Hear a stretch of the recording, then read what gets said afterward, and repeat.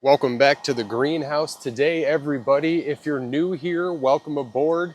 Today we are discussing our greenhouse pond and updates as far as what we've been doing and how we've been getting more gallons added to our pond.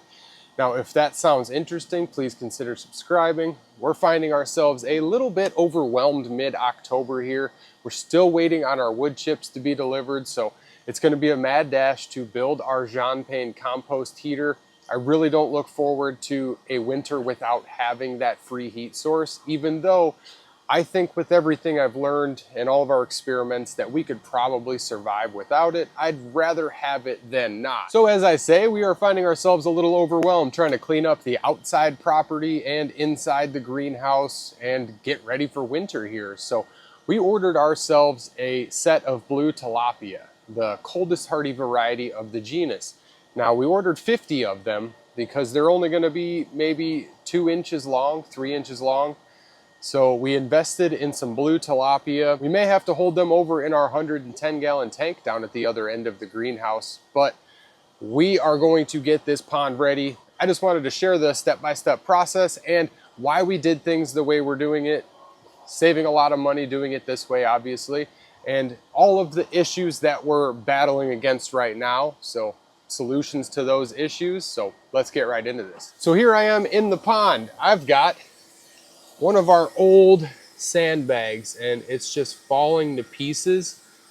The UV rays have broken it down to the point where it's no longer holding its continuity. It's no longer holding the soil that we excavated from this pond in the first place. We built up a nice rim with these sandbags. Now I've got some back here that are still in decent shape because they had a pond liner covering them for the last 2-3 years, however long we've had the pond here. So these ones are still in good shape. Definitely still going to use these for the overall shape and the side of the pond. We actually covered up 2 sandbags with our mudcrete. Now we're going to make some of that. You saw the bucket down there. We got a little bit of experimenting to do today, but I wanted to cover the issues that we're facing when building this pond as cheap as possible. So the first thing, and why I stated that we had our sandbag failures, is because we have to level this pond. Now I've already gained hundreds of gallons of volume for water in this pond. We've upped our volume from 300 to 400 gallons to maybe 500, 600, 700 already, just from what we've done by excavating out of the floor. And where we had our northwestern wall here, we already broke down maybe 3 feet into that, and we raised back up maybe 5 to 6 inches from where we were below all of these walkway stones. So we've already raised it up. It was below the walkway where it was nice and level. We just threw a nice smooth layer of mudcrete down and then started making thicker and heavier mudcrete and just poured it on top.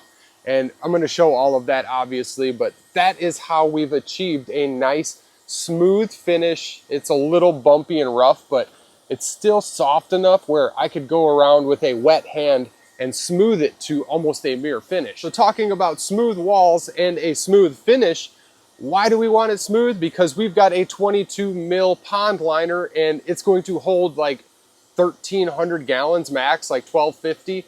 That's a lot of water. That's a lot of weight pushing down on all sides.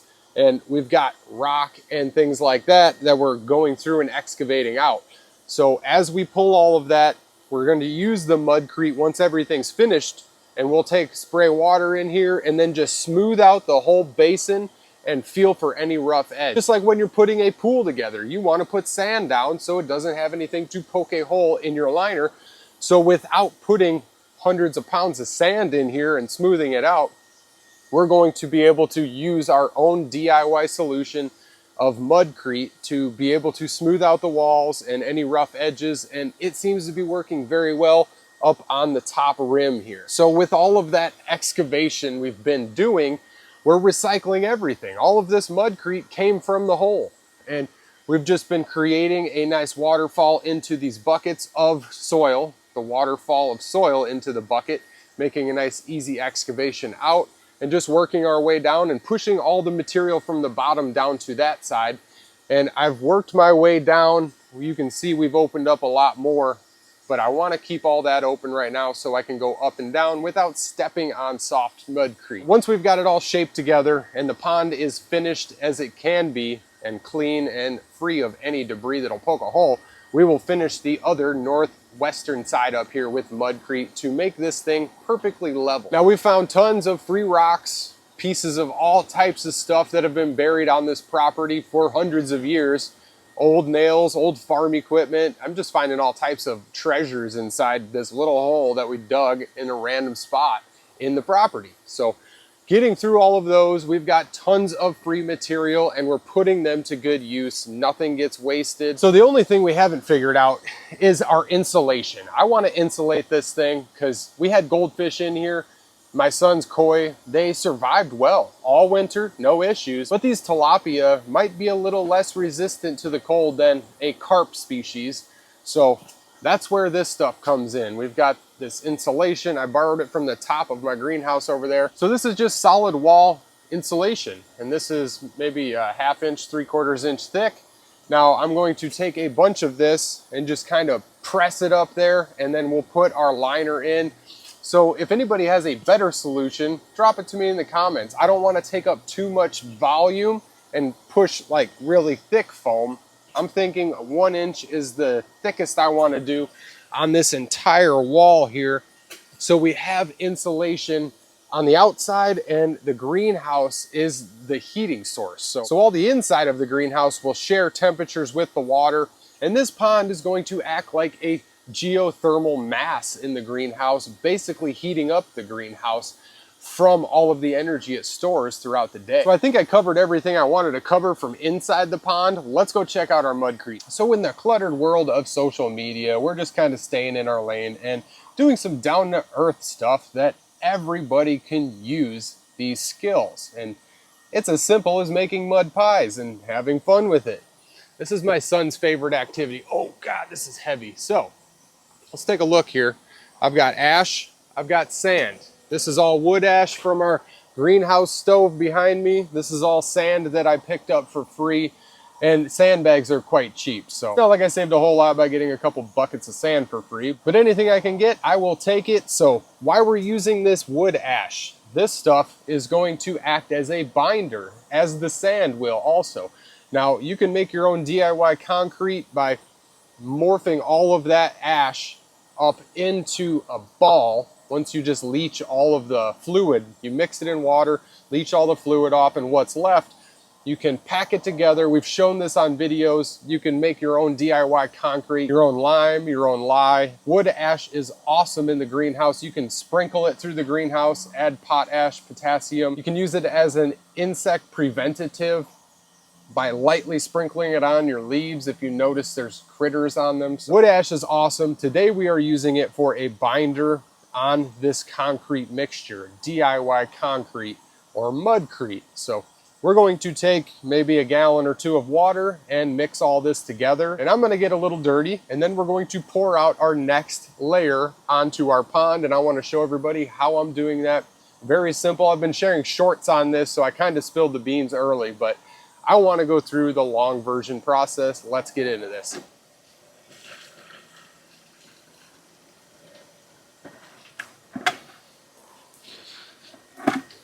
Now you don't have to be a Neanderthal and mix it by hand. You could use like a trowel fitting on a drill or something of that nature, or a concrete mixer even if you got one of those.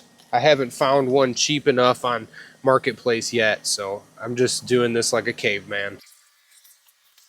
Nice rock there.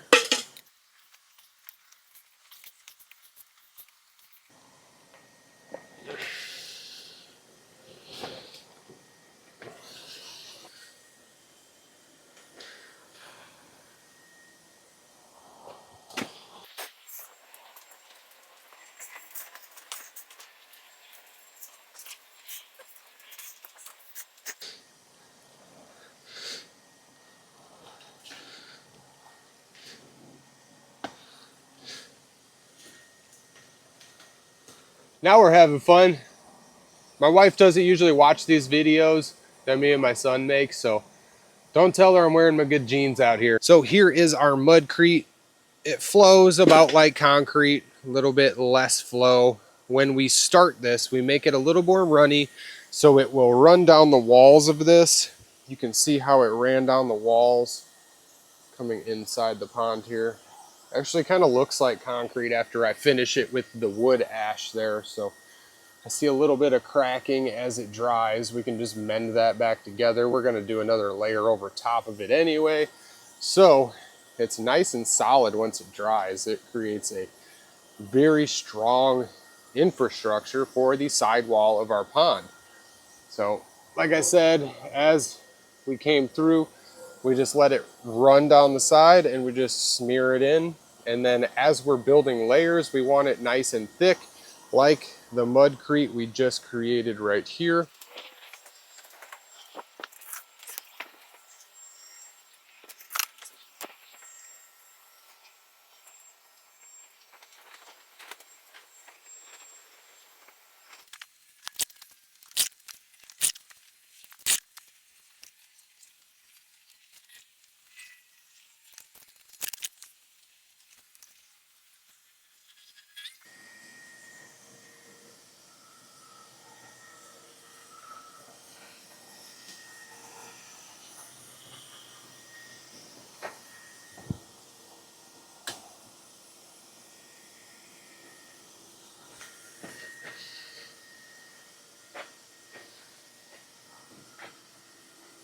So now we got ourselves a whole nother inch to an inch and a half to 2 inches of depth in our pond just by raising the outer wall. We're going to be going around the whole entire outside perimeter of this pond.